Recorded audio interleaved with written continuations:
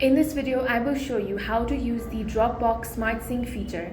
First, keep in mind that Dropbox Smart Sync is a desktop feature and isn't available in the same way on Dropbox mobile app. On your computer, open the Dropbox desktop app and sign into your account. Next, click on your profile picture or account initial, then select Preferences from the drop-down menu. Go to Sync tab. Under New Files default, choose Online Only if you want new files to stay in Dropbox without taking up space on your computer. The files will still appear in File Explorer or Finder and will download automatically when you open them. If you want a file to be always available offline, right-click the file or folder in the File Explorer or Finder and choose Make Available Offline. To free up storage later, right-click it again and select Make Online Only.